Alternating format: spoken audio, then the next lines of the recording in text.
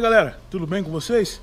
Galera, é o seguinte, no vídeo de hoje eu vou falar um pouquinho mais sobre o que pode ser feito para a gente diminuir esse problema de caicete de válvulas na RAM 6.7, que é a RAM que veio após 2012 aqui pro Brasil. Para quem não assistiu, recentemente eu fiz um vídeo, o link vai estar aí na descrição, sobre a trajetória do motor Cummins na RAM, no motor ISB específico, né? Porque lá em 98 para trás a gente tinha o Cummins também, mas era o 6BT. Eu comentei um pouquinho da trajetória do ISB na RAM, né, o 5.9 e o 6.7. Falei também um pouco do que muda de um motor para outro, tamanho de motor, etc. E seria bacana vocês assistirem aquele vídeo para poder entender o que mudou para depois chegar nesse vídeo aqui, beleza? O link vai estar aí na descrição. Mas é o seguinte, o pessoal pediu bastante naquele vídeo para mim comentar sobre o que pode ser feito para evitar que aconteça esse problema aí, né? Para quem não sabe, a RAM 6.7 ela veio com pistão maior, o curso maior também.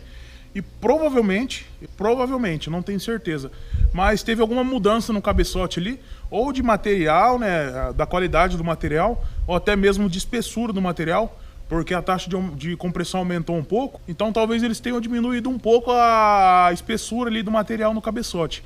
Então o problema que a gente tem na RAM 6.7 é que ela esquenta e derrete ali a sede de válvulas. Com isso a válvula choca com o cilindro, a gente tem problema de fundir o motor inteiro, né? Fundir é um nome popular de falar, né? Mas a gente tem um problema de quebra do motor, e daí você tem que fazer o motor como se tivesse fundido mesmo. Então é o seguinte, eu vou comentar, antes de chegar no que a gente tem que fazer, eu vou comentar alguns dados aqui só para vocês terem uma ideia. É o seguinte, galera, a gente tem que ter uma mistura estequiométrica perfeita no diesel para que tenha uma quantidade X de ar entrando, uma quantidade X de combustível e que essa mistura seja queimada perfeitamente, tá? De modo que não sobre nem ar, que no caso é o oxigênio, né? Eu falo ar para ficar mais fácil de entender, mas na verdade o que interessa no motor é o oxigênio do ar, tá? Para que não sobre nem o ar e para que não sobre nem combustível também. Então a gente tem que ter uma mistura perfeita. E no diesel essa mistura é de 15,2 para 1. Então quer dizer, você tem que ter 15,2 quantidade de ar entrando para uma quantidade de diesel, no caso, né? Para gasolina e álcool é diferente. Eu até peguei aqui na internet, mas é dado só para vocês terem uma ideia, tá? Não é nada que vai interessar no vídeo. Mas a mistura estequiométrica perfeita para gasolina é 14,7 para 1, a mistura do álcool é 9 para 1 e a do diesel é 15,2 para 1. Então o que significa? Se a gente tiver um número menor que 15,2, ou seja, se estiver entrando, por exemplo, 12 partes de ar para uma de combustível, a gente vai ter uma mistura rica, que é onde entra mais combustível do que precisa, né? Ou entra menos ar do que precisa. É a mesma coisa as duas. Então a caminhonete vai começar a soltar fumaça preta, né? E o diesel não vai ser queimado 100%. Então a gente vai ter aí um gasto a mais de diesel desnecessário, né? Que o combustível não está sendo queimado. E se a gente tiver um número maior do que 15,2 para 1, por exemplo, 18 para 1, a gente vai ter uma mistura pobre. É onde está entrando muito ar para pouco diesel, que também é problemático, né? Aí o motor tende a ser mais econômico, mas ele vai esquentar demais, que já vou falar sobre isso. Eu já falei no vídeo do WMI também, aposto que vocês vão lembrar. O motor tende a esquentar demais e daí é mais fácil ainda de cair a sede de válvulas. Bom, então sabendo da mistura estequiométrica, eu vou falar um pouco agora sobre o combustível dentro do motor. O combustível dentro do motor diesel, galera, é perdido em média de 10 a 20% só em calor.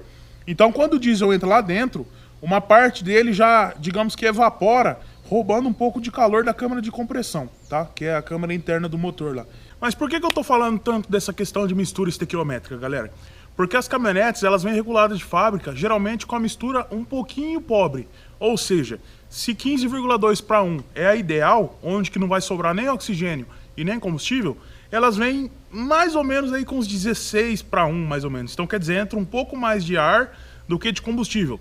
Isso se dá pelo fato de que a gente tem várias diferenças de pressão atmosférica entre os países. Por exemplo, os Estados Unidos é uma altitude, aqui no Brasil a gente tem várias altitudes, seja próximo do nível do mar, que a altitude é 0. Aqui onde eu moro, por exemplo, a gente já está a 700 metros acima do nível do mar. Então, por essas diferenças, geralmente eles colocam a mistura um pouquinho pobre, levemente pobre. E até principalmente por questão de consumo e questão também de fumaça, né? Porque a caminhonete não pode soltar fumaça nenhuma, né? Piorou se soltar aquela fumaceira preta. Mas então elas vêm com um pouco pobre. Então o que a gente poderia fazer para resolver esse problema é deixar a mistura ideal ou um pouco rica, que daí a gente vai ter mais combustível entrando, um pouco desse combustível não será queimado e é onde que ele vai roubar toda a caloria do motor e vai resfriar assim a câmara de combustão, a câmara de compressão, né? Então quer dizer, se a gente injetasse mais diesel, a gente teria um consumo um pouco maior, né? E teria aumento de fumaça preta na caminhonete. Porém, mais combustível seria usado para resfriar o motor. Então aí já seria uma opção de diminuir a temperatura interna da câmara de compressão e ao mesmo tempo diminuindo a chance de dar problema na sede de válvulas. Então quer dizer, se a gente entrasse com um piggyback, daria também, ou se a gente entrasse com uma coisa física. A gente poderia entrar com um Power Puck, que é um piggyback que vai ali na válvula do Common Rail, obrigando a bomba a fornecer mais combustível para o motor. E quando eu falo mais combustível, galera, não estou falando muito não, estou falando tipo assim, vou dar um exemplo. Se entraria uma gota, agora vai entrar uma gota e meia, sabe? É pouca coisa, mas já ajuda bastante.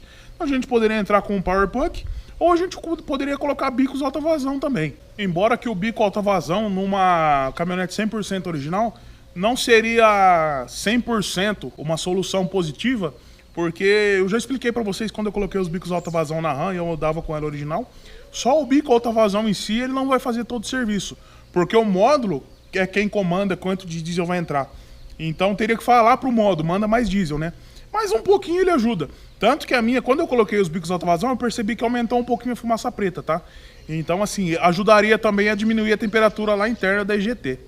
Outra opção que a gente teria seria o coletor dimensionado, porque a RAM é o seguinte, galera, ele já tem um problema crônico de esquentar o quinto e o sexto cilindro. Isso se dá porque o coletor ele é deslocado.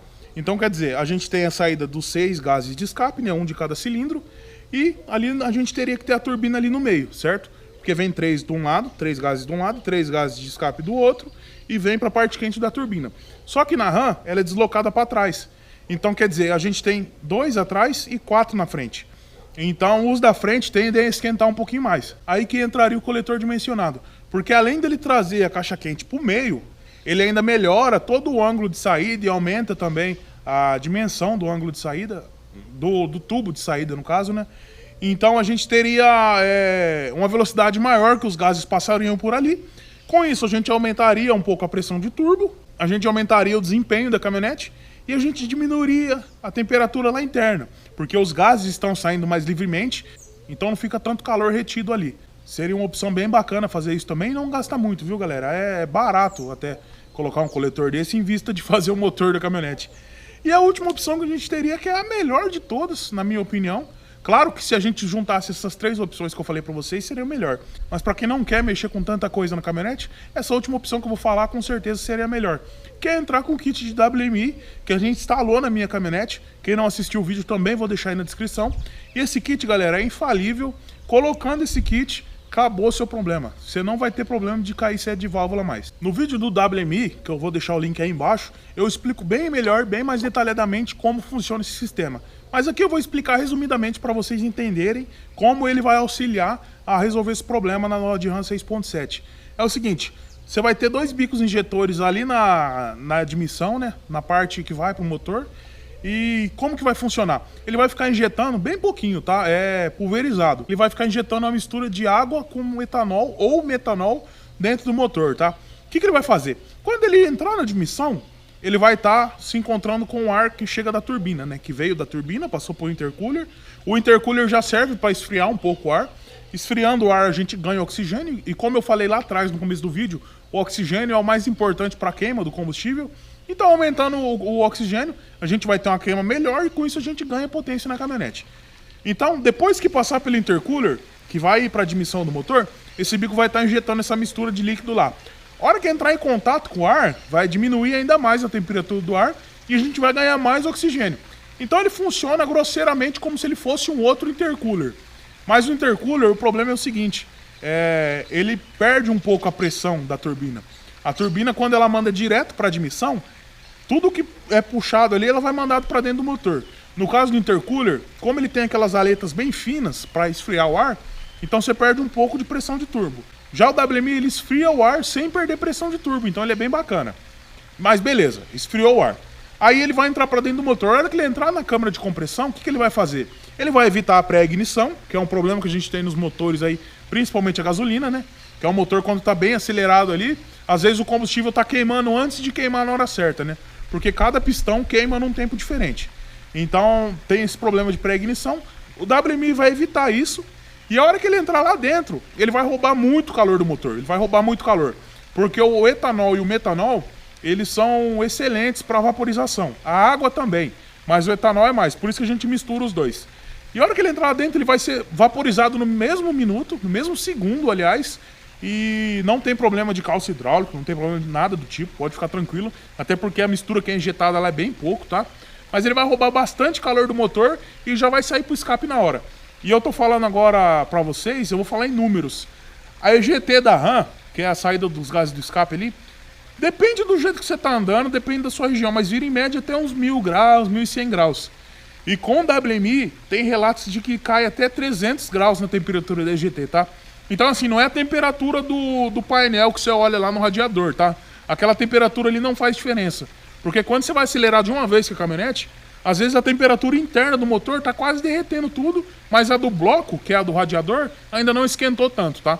Então quando eu falo da temperatura dos gases da EGT, é a temperatura interna do motor, é essa temperatura que o WMI vai resfriar, tá?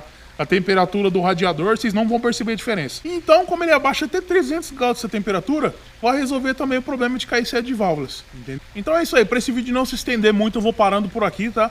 Espero que tenha matado a curiosidade de vocês aí.